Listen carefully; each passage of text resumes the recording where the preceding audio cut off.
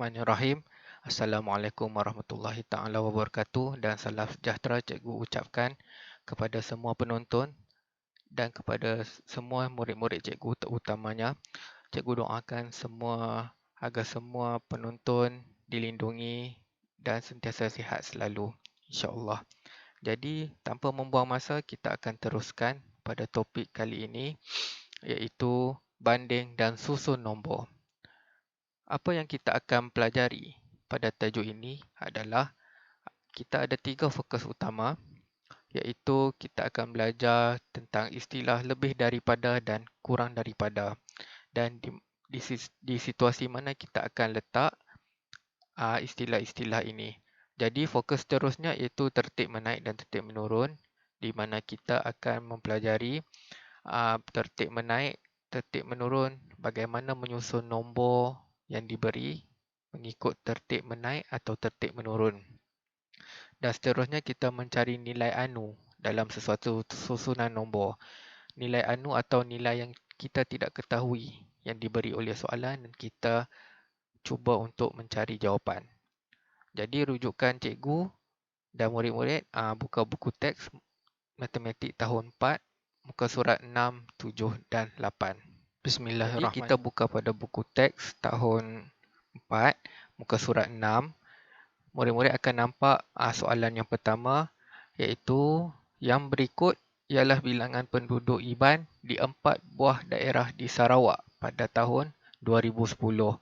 Okey, diberi 4 maklumat, iaitu di bahagian Lawas, Lubuk Antu, Bintulu dan Sibu.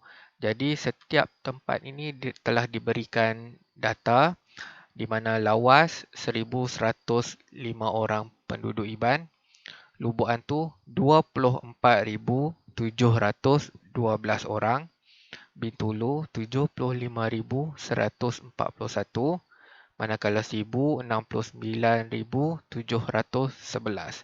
Jadi soalan yang pertama, antara Bintulu dengan Sibu, penduduk Iban di manakah yang lebih banyak?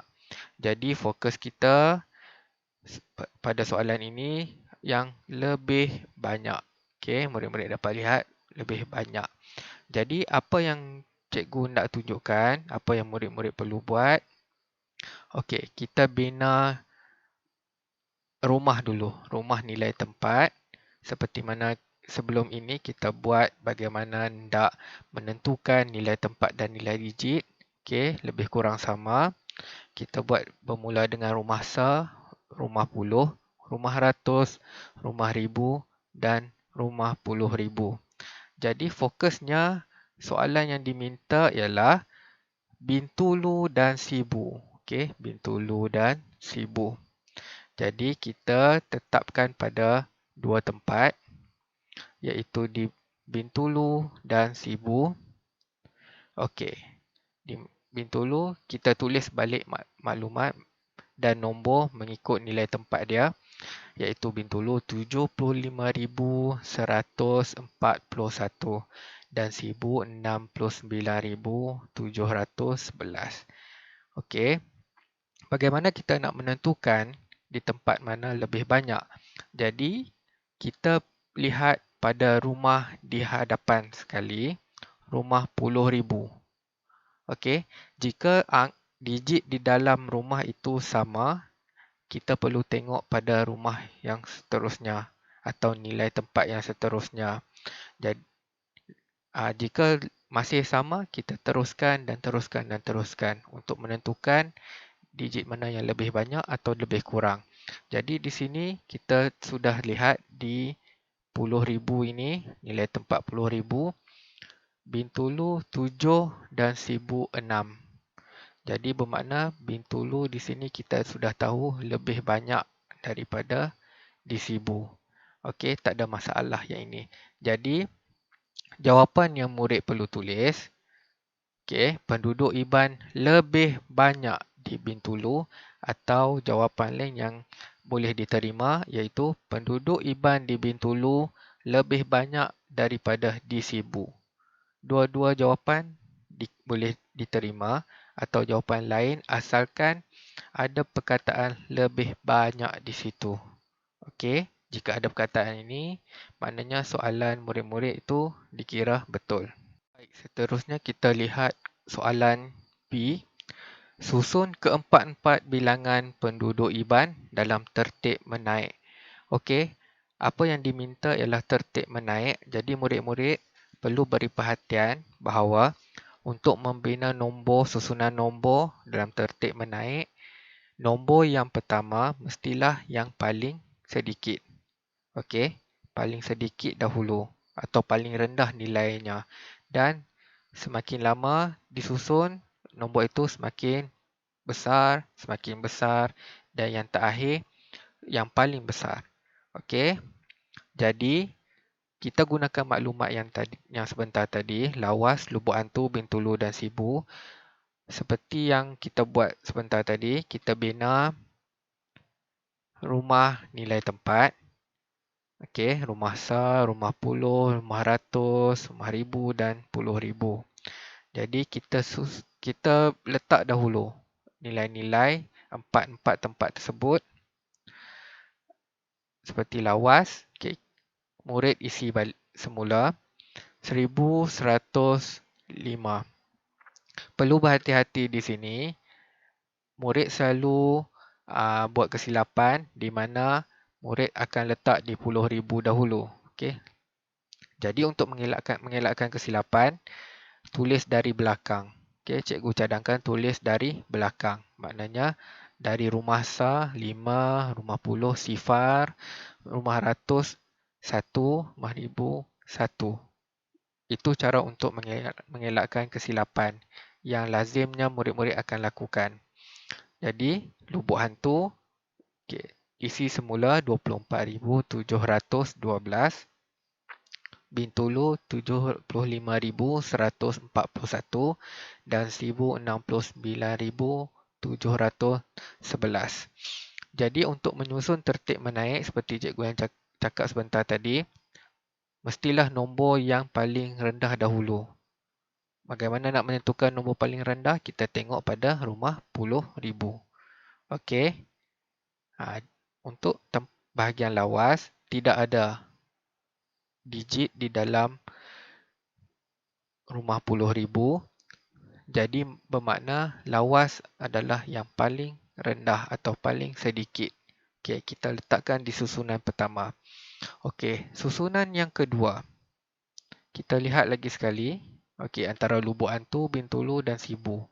Lubuk hantu di rumah puluh ribu diwakili oleh digit 2, bintulu digit 7 dan digit 6. Jadi yang mana yang paling rendah? Mestilah lubuk hantu. Jadi kita murid dah tak perlu lihat digit di nilai tempat yang lain. Okey. Dah sudah tetap lubuk hantu yang paling rendah digit 2. Jadi kita letak lubuk hantu di susunan yang kedua. Jadi nak menentukan susunan yang ketiga, kita lihat antara bintulu dan sibu. Okey, bintulu digit 7 dan sibu digit 6. Okey, sibu lebih rendah. Jadi sibu berada di susunan ketiga dan susunan bagi nombor yang terbesar adalah bintulu, susunan keempat. Jadi cara menulisnya tertib menaik seperti ini ya. Seperti ini. Okey. Di tempat pertama, susunan pertama lawas 1105, kedua lubuk hantu 24,712, sibu ketiga 69,711 dan yang paling besar bintulu 75,141. Baik murid-murid, kita pergi kepada contoh yang kedua, iaitu jadual menunjukkan bilangan kanak-kanak yang meminati permainan tradisional di sebuah daerah. Ada 4 permainan, iaitu galah panjang, lompat tikus, lompat getah dan batu seremban. Okey, bilangan kanak-kanak yang meminati galah panjang adalah 15,367. Lompat tikus 13,719. Lompat getah 15,202 dan batu seremban 14,419. Jadi kehendak soalan yang pertama, nyatakan permainan yang kurang diminati, lompat tikus atau batu seremban. Jadi murid perlu beri perhatian kepada kehendak soalan. Dia tanya berkenaan dengan lompat tikus atau batu seremban. Okey, permainan yang kurang diminati. Okey, murid-murid perlu berhati-hati. Inilah kehendak soalan. Kurang diminati bermakna kurang daripada. Okey, bila kuncinya adalah perkataan kurang. Kurang maknanya nilai itu yang paling kurang. Jadi, macam biasa, kita bina nilai tempat bagi dua permainan ini iaitu lompat tikus dan batu seremban. Murid-murid atur semula nombor mengikut nilai tempat. Okey, lompat tikus 13,719 dan batu seremban 14,419. Jadi, bagaimana kita nak menentukan nilai yang lebih rendah atau yang kurang? Jadi, kita tengok pada nilai 10,000. Okey, lompat tikus dan batu seremban kedua-duanya memiliki nilai digit yang sama iaitu 1. Okey, jika sama, kita beralih kepada nilai tempat 1000. Okey, lompat tikus 3, batu seremban 4. Okey, di sini murid dah nampak kan? Lompat tikus nilainya 3, maknanya lebih kurang daripada 4. Okey, jadi kita dah dapat jawapan. Kita terus dapat jawapan. Maknanya tak perlu tengok lagi rumah ratus, rumah puluh, rumah sah. Kerana kita dah jumpa jawapan itu di rumah ribu. Bermakna lompat tikuslah yang paling kurang diminati. Jadi jawapan yang perlu ditulis oleh murid seperti ini. Permainan yang kurang diminati ialah lompat tikus. Senang saja murid-murid. Baik, kita teruskan lagi dengan contoh yang ketiga. 4 kad nombor di bawah disusun dalam tertib menaik. 40,298, 52,173 dan tempat ketiga diwakili oleh huruf K iaitu anu, iaitu nilai yang tidak diketahui, dan yang nombor paling besar 59,000. Soalannya, siapakah yang menunjukkan nilai K yang betul? Okey, ada 3 nombor yang dipegang oleh 3 orang murid. Murid pertama, Ray, memegang nombor 52,171. Murid bernama K memegang nombor 54,001. Dan murid yang bernama Rina memegang nombor 58,145. Jadi, yang manakah nilai K? Kita bina nilai tempat seperti biasa. Dan cikgu tinggalkan satu tempat kosong iaitu nilai K, anu K sebentar tadi. Supaya kita dapat tentukan yang mana satu nilai K. Kita susun bermula dari bawah dan naik ke atas memandangkan ia adalah tertib menaik. Jadi ada 3 pilihan jawapan di sini. Kita lihat nombor yang pertama, 52,171. Okey, cikgu cuba isi di dalam ni ya. 52,171. Okey, kita lihat nilai tempat di hadapan sekali 10,000. Okey, memandangkan nombor di bawah adalah yang paling kurang iaitu digit 4. Jadi kita biarkan saja di situ. Kita lihat 3 nombor yang di atas ini untuk kita bezakan dan kita bandingkan. Jadi untuk nilai 10,000, nilai mereka adalah sama iaitu 5. Jadi kita bergerak. Seterusnya, kita lihat nombor yang kedua dan K ini. Okey, memiliki nilai yang sama 2 dan yang paling besar 9. Okey, kita lihat lagi, kita bergerak ke nilai tempat ratus. Tempat ratus pun kita tengok sama 1. Okey, masih berlawan di situ. Jadi kita bergerak ke nilai tempat puluh, juga sama 7. Okey, murid boleh nampak. Dan kita pergi ke nilai tempat yang terakhir iaitu SAR. Okey, kita lihat nombor yang kedua, digit SAR-nya 3. Manakala nombor yang di atasnya digit SAR 1. Ini tidak kena murid-murid. Sebab 1 lebih kurang dari 3. Jadi sepatutnya 1 di bawah, 3 di atas. Jadi nombor ini salah. Okey murid-murid. Jadi kita buang satu nombor. Jadi kita tengok nombor yang kedua, 54,001. Okey, cikgu cuba isi lagi di sini. 54,000 sifar 1. Okey, kita bandingkan 3 di atas ini. Nombor di bawah kita biarkan. Kita tengok di nilai tempat 40,000 masih sama, nilainya 5. Dan kita bergerak ke ribu. Okey, ribu kita tengok susunan yang dari bawah 2, 4, 9. Okey, memang betul 4 berada di antara 2 dan 9. Jadi, murid tak perlulah tengok nilai tempat yang seterusnya, bermakna nombor ini dikira betul. Okey, ia boleh mewakili nilai K. Jadi, adakah nombor yang terakhir ini 58,145 juga boleh mewakili nilai K? Mari kita lihat.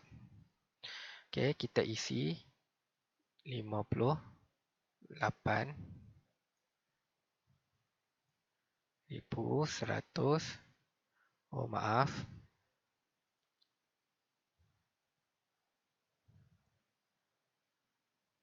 145.